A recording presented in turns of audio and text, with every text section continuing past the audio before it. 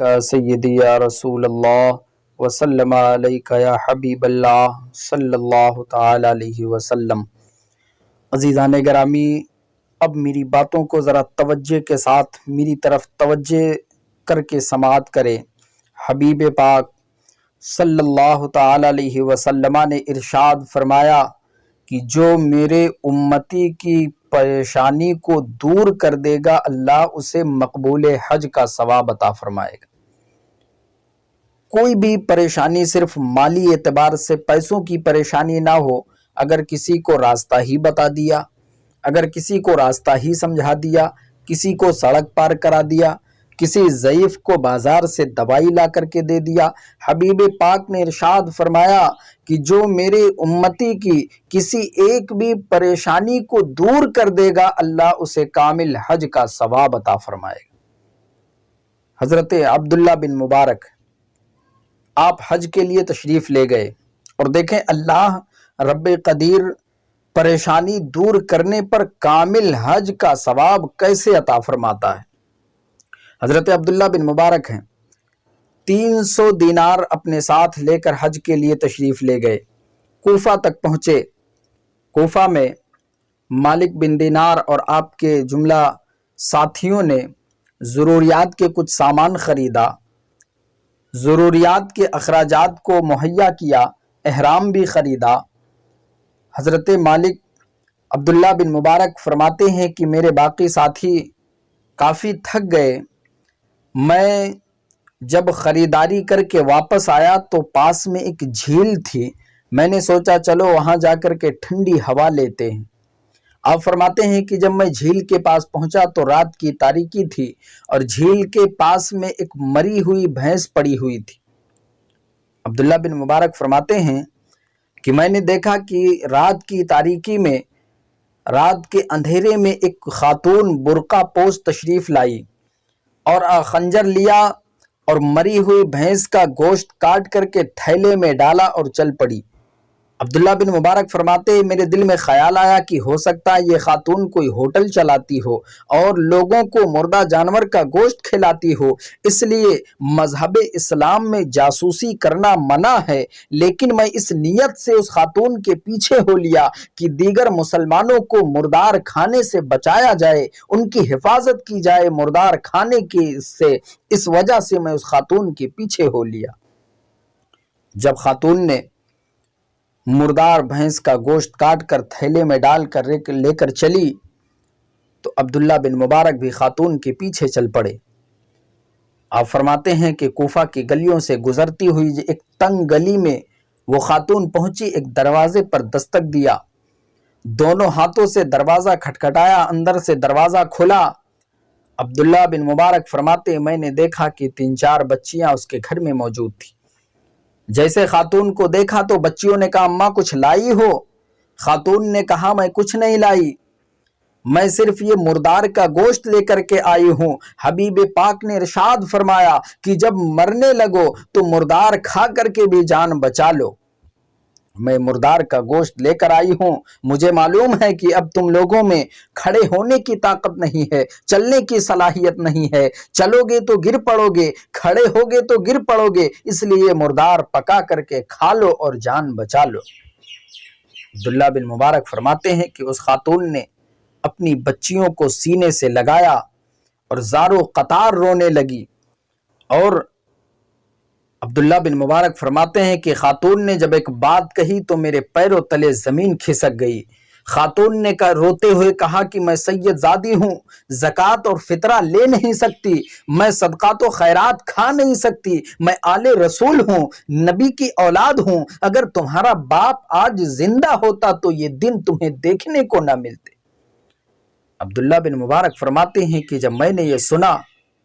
تو میں چیخ اٹھا کہ سید زادی ہے اور یتیم بھی ہے، مسکین بھی ہے۔ فوراً میں نے دروازے پر زور سے دستک دیا، اندر سے خاتون نے دروازہ کھولا، کون؟ عبداللہ بن مبارک فرماتے ہیں کہ میں نے کہا کہ میں عبداللہ بن مبارک ہوں، محدث ہوں، مجھے زمانہ جانتا ہے، میرے شاگردوں کی فہرست بڑی لمبی ہے، یہ 300 دینار، یہ 300 درہم میں اپنی طرف سے آپ کو بطور ہدیہ دے رہا ہوں، یہ 300 درہم میری طرف سے آپ بطور ہدیہ سمجھ کر کے رکھ لیں۔ خاتون نے کہا کہ آپ جائیں، مجھے میرے حال پر چھوڑ دیں، میرا رب جانے، میں جانوں میرا رب جانے، میرے حال پر مجھے چھوڑ دیں۔ عبداللہ بن مبارک فرماتے ہیں میں نے خاتون کے سامنے دونوں گھٹنے ٹیک کر ہاتھوں کو جوڑ کر عرض کیا کہ میں خادم ہوں اور آپ اولاد ہیں، میں غلام ہوں، آپ نسل ہیں، مجھ پر مہربانی کریں، مجھ پر کرم فرمائیں، یہ 300 دینار میری طرف سے قبول فرما لیں۔ عبداللہ بن مبارک فرماتے ہیں کہ میں سید زادی کو 300 دینار دے کر کے جب واپس آیا تو قافلے کے لوگوں نے مجھ سے کہا چلیے حج کرنے چلتے ہیں اب۔ تو عبداللہ بن مبارک کہتے ہیں کہ مجھے حج پہ نہیں جانا ہے، میں واپس اپنے گھر جا رہا ہوں، اپنے وطن جا رہا ہوں، مجھے حج نہیں کرنا ہے۔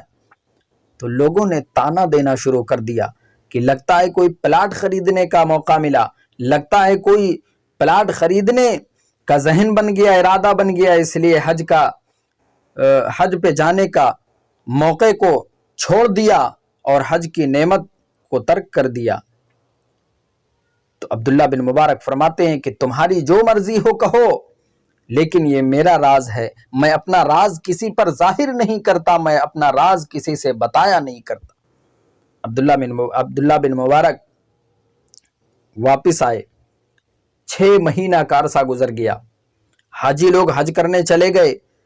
اور اس 6 مہینے کے عرصے میں عبداللہ بن مبارک اپنے گھر میں حج کے ارکان کو یاد کر کر کے زارو قطار روتے رہے،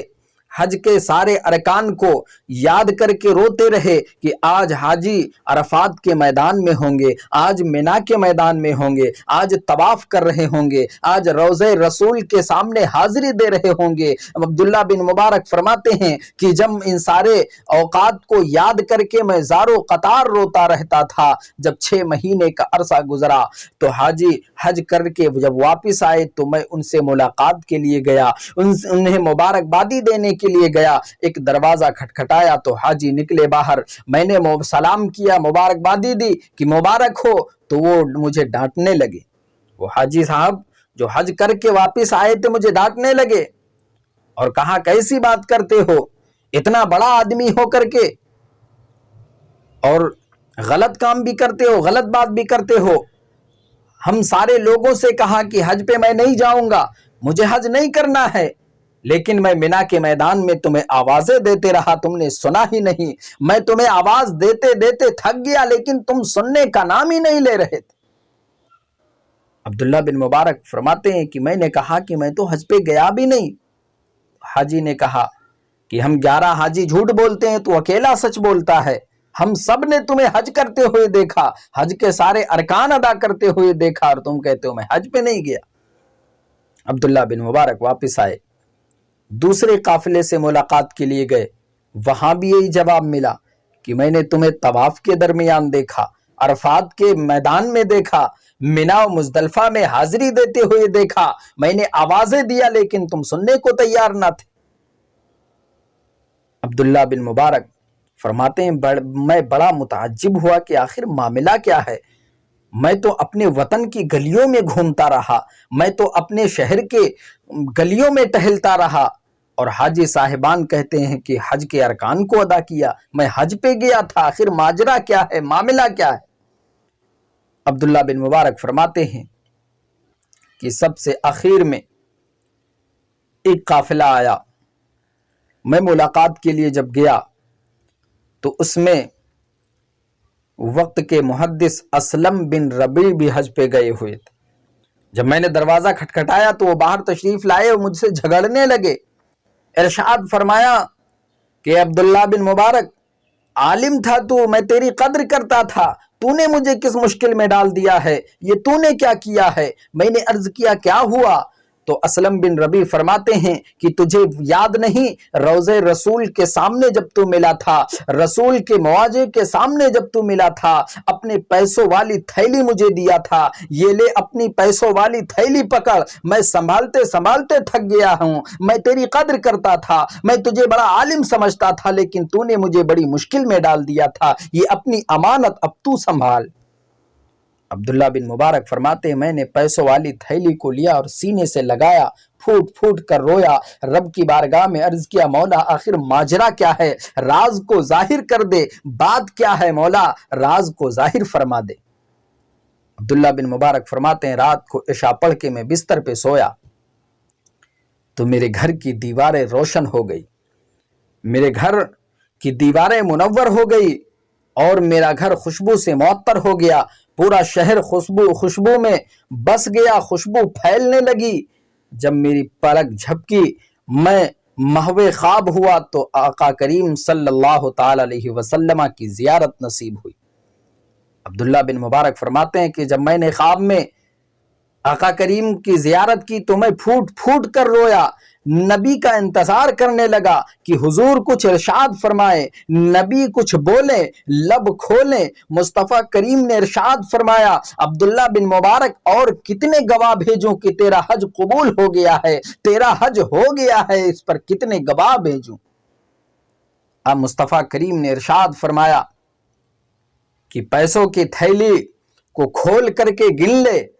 300 درہم تو نے دیا تھا اسے میں نے 600 کر کے دیا ہے، 600 بڑھا کر کے میں نے تجھے دے دیا ہے، گن لے۔ اور اللہ رب قدیر نے تیرے نام سے ایک فرشتے کو پیدا فرما دیا۔ یہ مصطفیٰ کریم نے عبداللہ بن مبارک سے ارشاد فرمایا تھا کہ تیرے نام سے اللہ نے ایک فرشتہ پیدا فرما دیا ہے جو صبح قیامت تک تیرے نام سے حج کرتا رہے گا،